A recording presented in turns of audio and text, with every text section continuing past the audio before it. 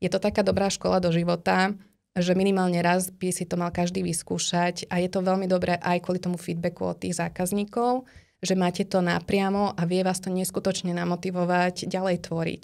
Mala ste aj nejaké obavy? Samozrejme, je to neštandardný tovar na Slovensku, takže nevedela som, čo vôbec na to povedia, ale hovorila som si, prečo nie. Lebo väčšinou je to tak a to je jedna vec, ktorou veľmi súhlasím, že jediné, čo naozaj ľutujeme v živote, je to, čo sme neskúsili. Treba tam rátať aj s tým, že nejdete len predávať, ale aj nadväzovať kontakty a robiť si marketing. Je to pre vás promo. No, neviem, kto by mi to na Slovensku zaplatil. Takže áno, musím tam urobiť kompromis. V zahraničí takéto oblečenie ide v stovkách. Vítajte v Noezon podcaste. Toto je miesto, ktoré odštartuje vašu tvorivosť. Vítajte pri počúvaní a pozeraní Noezon podcastu. V našom dnešnom kresle sedí Veronika Krasko, ktorá tvorí pod značkou Peknoty. Vítaj, Veronika. Ahoj, Zuzi. Dnes budeme mať veľmi výživný rozhovor týkajúci sa nielen festivalovej sezóny, ale trhu a predaj handmade výrobkov ako takých. Sme veľmi radi, že si prijal naše pozvanie. Aj s týmito krásnymi vecami, ktoré máte možnosť vidieť za nami. Takže budeme sa rozprávať o tom a nielen o tom, ale aj o tom, aké to je možno náročný chlebík takto predávať. Tak Veronika, keď si tak spomenieš na svoj úplne prvý trh, lebo máš to odchodené, odpredávané už celkom dosť, takže že aké to bolo? Ešte si spomenieš na ten úplne prvý začiatok? Áno, bol to vlastne Saše trh, môj úplne prvý. Dlho mi to trvalo, kým som sa vôbec odhodlala. Ale teda som veľmi rada, že som išla. Bol to jesenný trh, takže už som bola trošku taká skeptická, či môj tovar vôbec pôjde, lebo už bola tak po festivalovej sezóne, ale chvála Bohu, záujem bol. A je to veľa prípravy, dosť aj nervov, lebo naozaj treba tam nachystať nielen materiál, ale celý stánok, ako chceš, aby vyzeral. Bol to môj úplne prvý trh, čiže od začiatkov, čo má byť na stole, čo má byť na vešiakoch, čo vlastne chcem vôbec prezentovať, aké výrobky. A ja si to všetko vlastne robím úplne sama, uzlík za uzlíkom, takže trvá to hodiny, kým to vyrobím. Takže bola to super skúsenosť a odtedy som si teda vystriedala zo pár ďalších trhov a je to veľmi dobré. Ty tvoríš vlastne makrame módu, alebo aktuálne ju tu môžeme vidieť. Išla si aj s týmto presne na ten prvý trh, že to už bol taká fashion? Áno. Ja som primárne makrame začínala asi pred 5 rokmi dekoráciami, tak ako v podstate každá druhá vtedy, asi počas pandémie. A potom po 2 rokoch som natrafila cez internet na takéto kúsky, niečo podobné, ako mám na sebe. A veľmi ma to zaujalo, že skúsim. Tak som si zohnala z bazára svoju prvú bábiku, volá sa Barbara. Ahoj, Barbara. A vyskúšala som, malo to celkom dobrý ohlas, tak som si povedala, že vyskúšam. A bolo to niečo, čo teda na našom trhu aj doteraz nie je toho veľa. Málo ktorá žena sa tým zaoberá, že by toto vyrábala.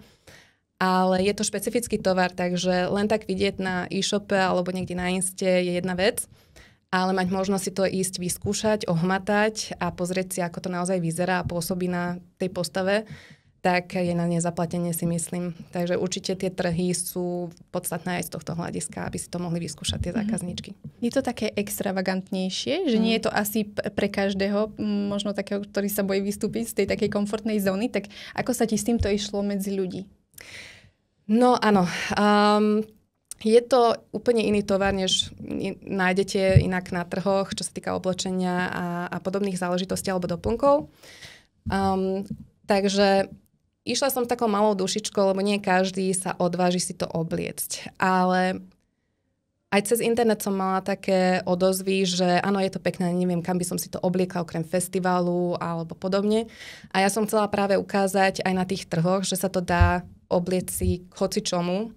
A samozrejme, do obchodu by sa to dalo tiež, keď idete na nákup, ale dá sa to aj k večerným šatom, že na večierky, svadby alebo nejaké spoločenské akcie nie nevyhnutne len na ten festival. A snažím sa aj cez tieto trhy ukázať tým ženám, že sa to dá na viacero spôsobov a záleží naozaj len od toho, čo si pod to človek oblečie, či si dá jednoduché saténové šaty a môže to byť niečo elegantné, alebo si hodí takto ako napríklad Barbara, že rifle, biele tričko a ten makrame doplnok to veľmi vyzdobí a dotvorí ten look. Mala ste aj nejaké obavy pred tým celým, než si to vôbec pustila na trh? Samozrejme, je to neštandardný tovar na Slovensku, takže nevedela som, čo vôbec na to povedia. Ale hovorila som si, prečo nie. Lebo väčšinou je to tak, a to je jedna vec, ktorou veľmi súhlasím, že jediné, čo naozaj ľutujeme v živote, je to, čo sme neskúsili a chceli. Tak som si povedala, že idem do toho, skúsim, keď to nebude mať ohlas. Nebude to mať ohlas, ale why not, hej? A chvála Bohu, mám aj zákazníčky, ktoré sa ku mne stále vracajú, že už majú zo pár kúskov nakúpených, mám nové zákazníčky a naozaj tá veková kategória tam sa líši od 20 do 70, takže nie je to vôbec ohraničené. Wow. Áno. Takže mala som samozrejme obavy, hlavne na tých trhoch. Človek si tam ide s tým, že nech zarobím aspoň na náklady. Takže primárne som sa naozaj bála toho, že či vôbec zarobím na ten stánok. Ale chvála Bohu, zarobila som a odtedy sa mi akože celkom dobre darí na tých trhoch, ale naozaj je to podstatné, aby človek vedel osloviť tých zákazníkov a vôbec si ich dostať k tomu, aby si to vyskúšali.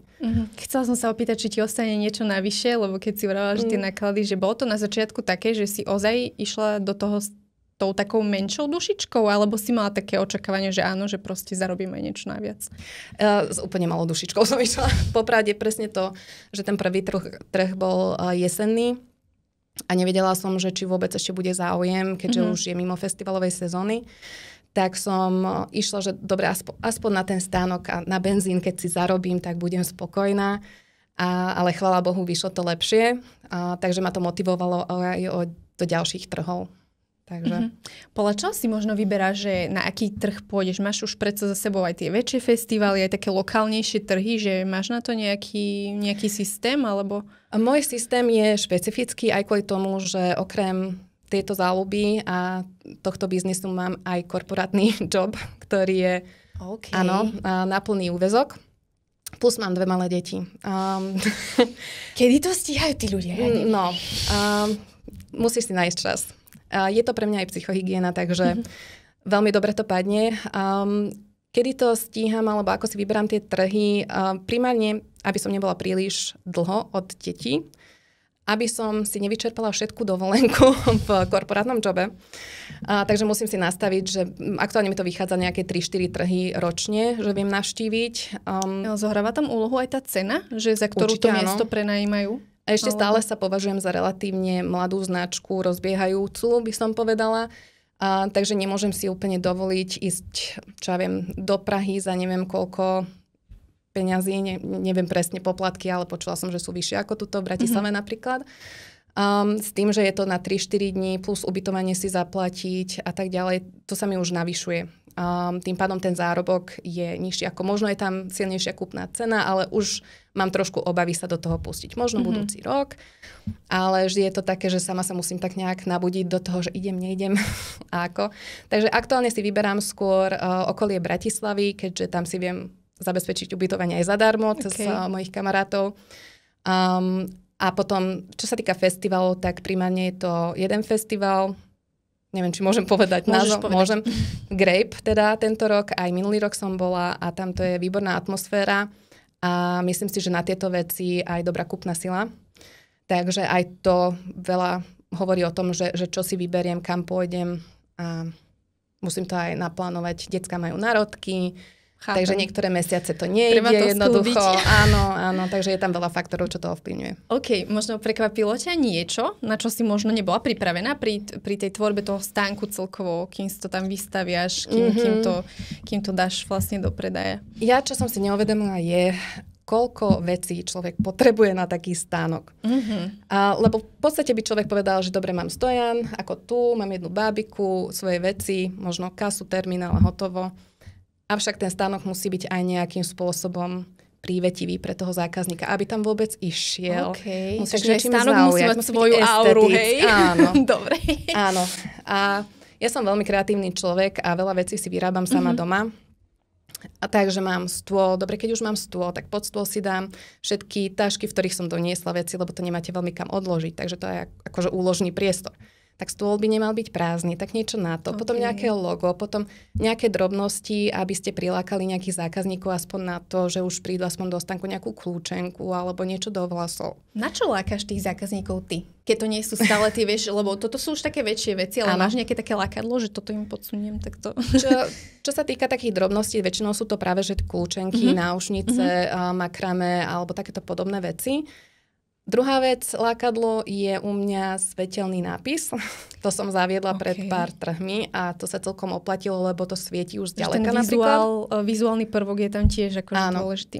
Áno, že je to niečo, čo už vidíte zďaleka, že to svieti a tak zaujme a možno skôr tam zájdete. A tretia vec, ktorú som zaviedla pred rokom na Grape, je, že si farbím vlasy na červenú. OK, takže hľadajte červené vlasy každý rok. Ano. Veronika, neobmieniaš tie farby, hej? Že nie, zatiaľ nie. Je to rovnaké, ale tak k tebe to takto celé k tomu vizuálu proste ďakujem. Pristane. No, teraz si to snažím predstaviť. Červené vlasy, kľúčenky, svetelný nápis. Áno. A okrem toho mám teda bábiky, ktoré obliekam do tých vecí, ale aj ja sama sa obliekam ako aj teraz a premávam sa okolo stánku, aby tie ženy som skôr zaujala, ako to pôsobí na tele, ako vlastne tie špagátiky tak vejú, keď sa hýbete a jedno s druhým a plus tie červené vlasy, že zaujme na prvý pohľad. Tu je to dosť dôležité, no, že si to môže človek aj tak akože zvizualizovať. Takže že ja sama som také lákadlo, sa snažím aspoň. Treba vedieť. A veľakrát sa mi stalo, že Ježiš, to máte také krásne, ale toto je na predaj. Môžete, kľudne ideme skúšať. Aj s touto postavou? No. Dobre. Akože toto je podľa mňa dosť dôležité, že tú módu si takto vedia ľudia lepšie predstaviť a predsa. Vieš, ako to vyzerá nádherne, ale proste keď to dáš tomu tú líniu, ten tvar, tak je to... Áno, presne, keď idú okolo a pozerajú si to len na tých vešiakoch, tak si hovoria, že krásne to je, ale kam by som si to obliekala, Ježiš, ja mám, čo ja viem, kilá navyše, alebo toto, hento a už to, treba si to vyskúšať. My ženy proste. Áno, kritické voči sebe najviac, ale naozaj je to na nezaplatenie, keď vidím tie zákazníci, že si to konečne vyskúšajú a tie oči a že toto... No, je to o pocite aj celkom akože. A to je presne to, že mňa strašne baví, že ja keď si to vyrobím, ja si to doma vyskúšam, ja si to odfotím, všetko, ja sa v tom cítim. Ale keď vidím zákazníčku, jak si to oblečie a vidím na jej tvári presne tie pocity, že jak sa cíti zrazu ako bohyňa a proste, že Ježiš, už si to viem predstaviť na dovolenku a toto a idem na ten festival, už len hľadá podujatia, kam by si to mohla pekne obliecť. A tak to je na nezaplatenie naozaj pre mňa ako pre tvorcu, kvázi aj dizajnerku, lebo sama si tvorím tieto veci a vymýšľam, že čo ako vyrábať. Tak je to veľmi také pohľadenie na duši, že OK. Tak ty dodávaš proste aj tú odvahu tým ženám možno častokrát, vieš, že ich to tak posmeli, čo je úplne super. Čo by si možno chcela vedieť pred tým úplne prvým trhom, čo vieš dnes, ale vtedy si to nevedela? Že sú slabšie dní na tých trhoch, aj lepšie dní napríklad. A mala som teraz nedávno dokonca taký trh trojdňový, kedy prvé 2 dní som absolútne nič nepredala. A nebola som sama, bolo viacero stánkov, to bolo, neviem, či obdobie, či klientela, čo tam chodila, nie som si istá, čím to bolo presne. A až na 3. deň som zarobila a bolo dobré. Nakoniec, ale tie 2 dni to boli depresívne stavy. To som sa chcela opýtať, či príde tá frustrácia hneď, alebo že či ťa to tak hitne až po tom trhu, že... Ono to postupne, tak stojíš tam zo 10 hodín denne a aj idú okolo, aj ťa odignorujú veľakrát, aj sa snažíš, aj prestaviaš ten stánok, lebo niekedy naozaj každý trh je iný a treba prispôsobiť ten stánok, tie stojany, bábiky a tak ďalej, aby keď už odsleduješ, ako idú tí ľudia v tom priestore, ako sa hýbe vlna, aby si to nastavila tak, aby videli ten tovar a aby vedeli ísť do toho stánku.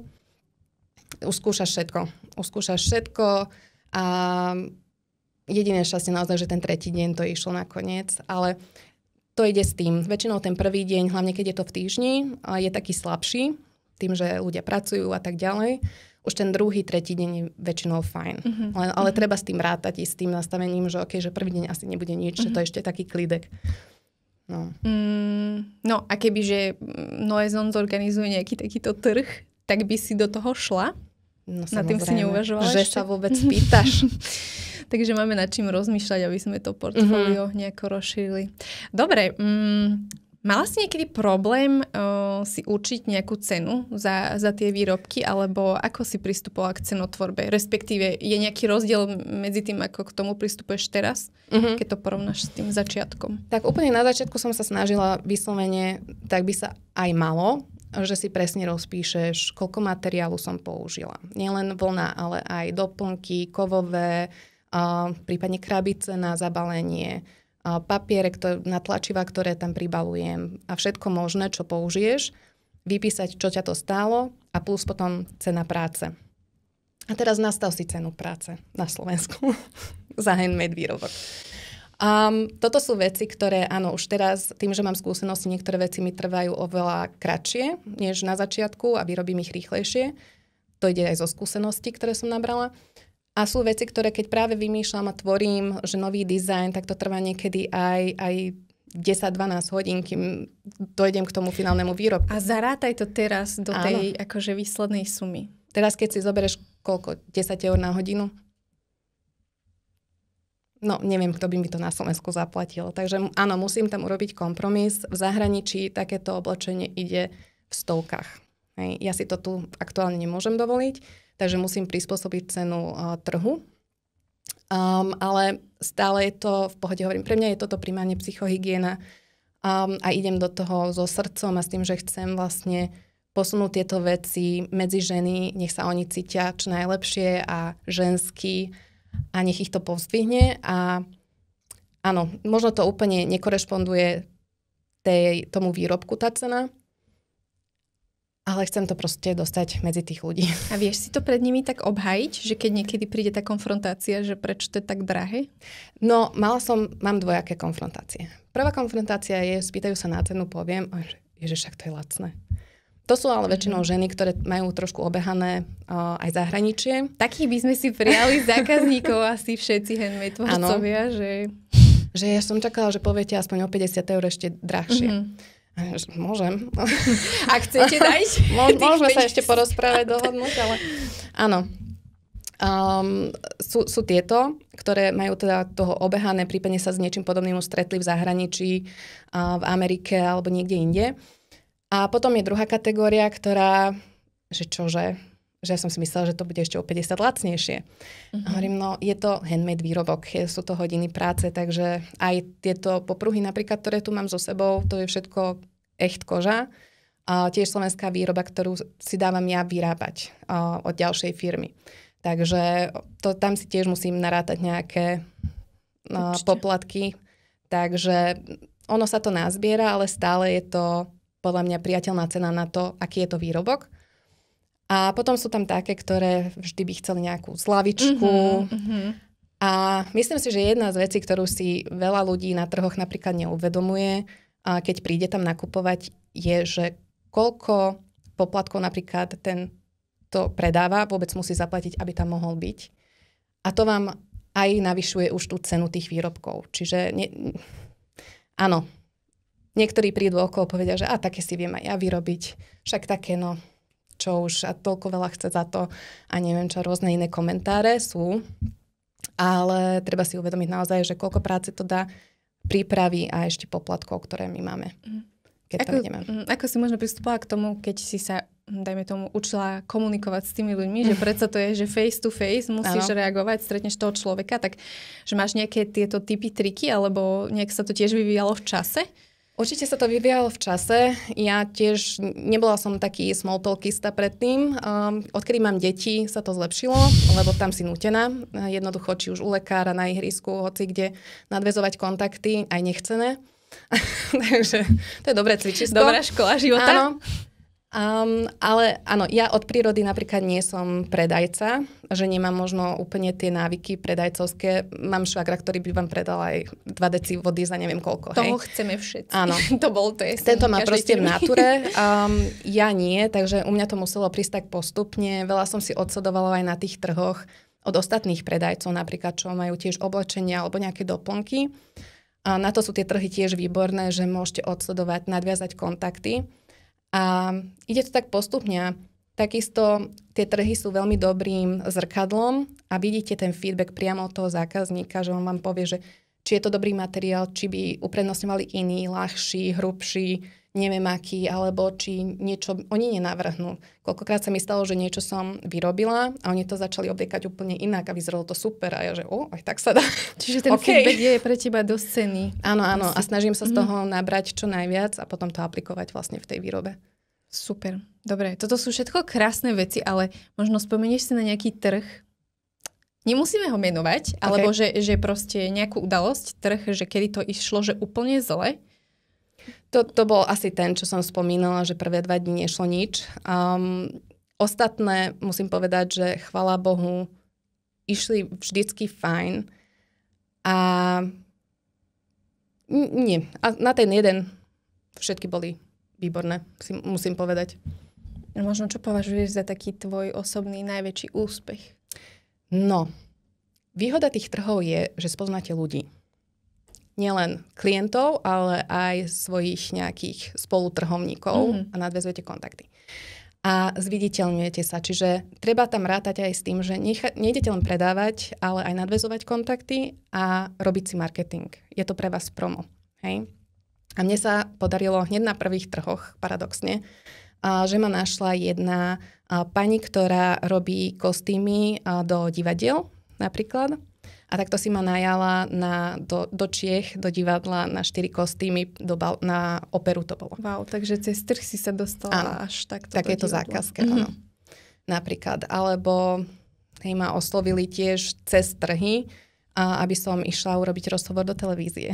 Že ma našli a že sa im to páči, že či by som to neprišla odprezentovať. Super, čiže treba to niekedy vedieť obrátiť aj v tú príležitosť. Áno. Nielen toho zárobku, ale v podstate v konečnom dôsledku ti to ten zárobok prinesie. Niekde áno. Ale takto.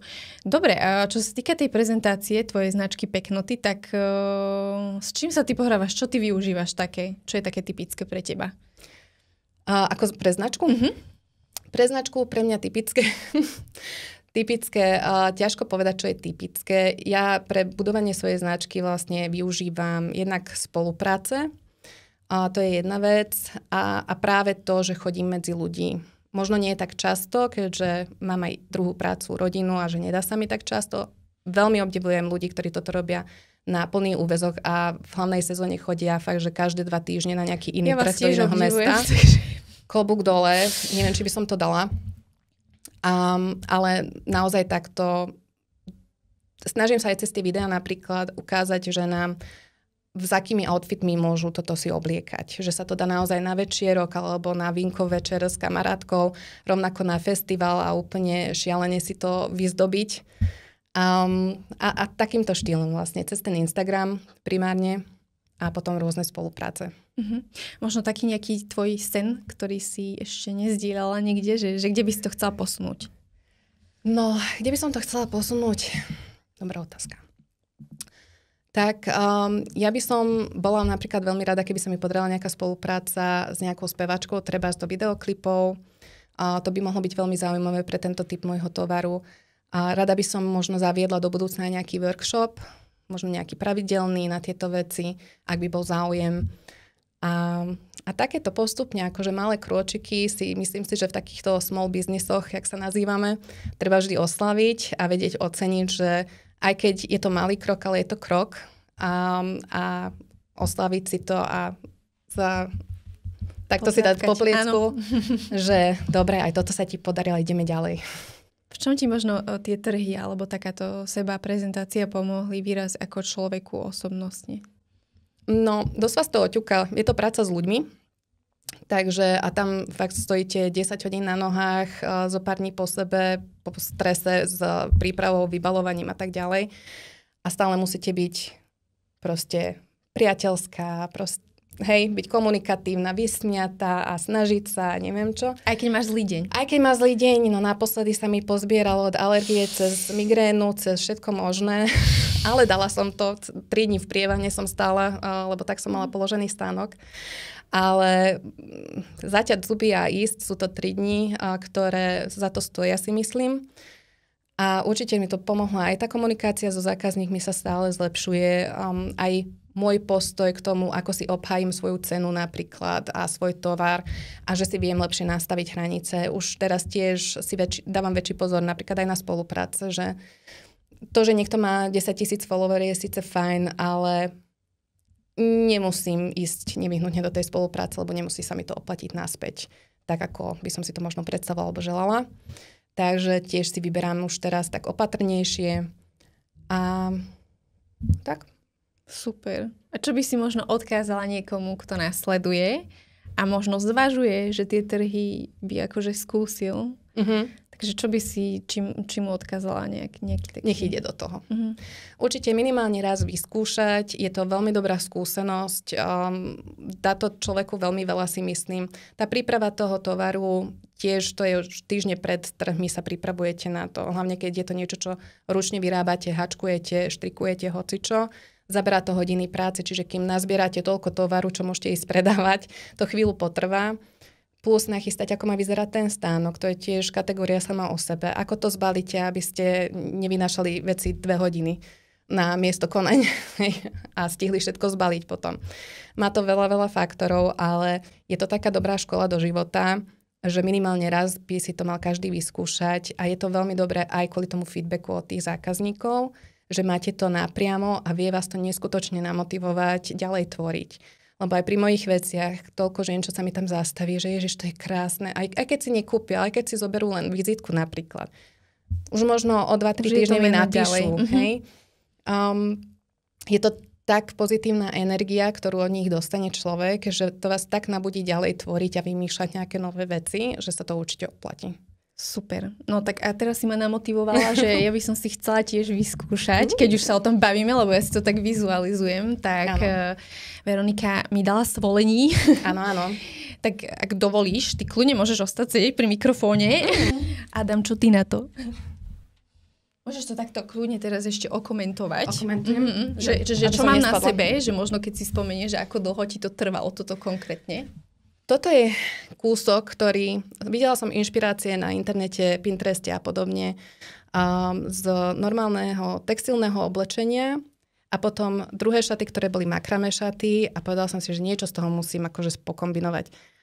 A trvalo mi to chvíľu, kým som vymyslela, ako tento vzor spraviť, aby to držalo tak, ako som chcela. Toto je konkrétne kúsok, ktorý môžete bez podprsenky a bez všetkého hore, hej. Je to počítané aj zo zadu, takže aj moje šiacie skúsenosti vylepšujem týmto spôsobom. Aj tento kúsok látky, tuto som sama šila, som veľmi pyšná na seba. A je to taký naozaj letný topík, ktorý pôsobí ako sukňa, máte ale holý chrbát, čiže v lete úplne perfektné aj na festival a vpredu sa vôbec nemusíte bať, že vám niečo utečie. A kľudne len kraťasky k tomu. Ja sa nebojím už. Kraťasky k tomu a je hotovo. Akože cítim sa v tom tak inak. Áno, že? A teraz už len na ten festival. No však. som úplne naštartovaná. Ďakujeme, Veronika, že si tu bola s nami, že si nám prišla otvoriť takéto okienko do makrame mody, ale aj ten pohľad na tie handmade trhy. Mne sa tiež trochu zmenil teraz, že viem si to tak lepšie predstaviť a tešíme sa a želáme ti veľa úspechov a hlavne spokojných zákazníkov, zákazníčok, ale možno aj tých mužov. Inak to som sa neopýtala, že mala si už aj mužského zákazníka? Zákazníka vyslovene nie, záujemcu áno. Pár chlapov sa mi už... Takto, mám také kategórie, že sú to manželia alebo partneri, ktorí prídu a majú komentáre typu, že nič pod to si netreba dať. To je jedna kategória. A potom je druhá kategória, ktorí o to aj majú celkom, že záujem, ale ešte sa neodvážili si odo mňa kúpiť. Takže už sa otvára brána, ale už tento rok dokonca sa mi ozvali chlapi, že pre svoje partnerky objednávali odo mňa, čo je výborný dáček inak, odporúčam, keď neviete, čo partnerke. Takže som rada, že už aj chlapi sa dozvedeli o týchto produktoch a o mojej stránke a že takto počúvajú svoje partnerky, že sa im to páči a že im objednávajú takto, že na narodeniny a podobne. Tak super, ďakujeme a želáme ti veľa spokojných a odvážnych zákazníkov, lebo jednoznačne. Je to krásne a cítim sa v tom dobre. Ďakujeme. Teším sa, ja vám ďakujem. Ahojte. Ďakujeme. Čaute.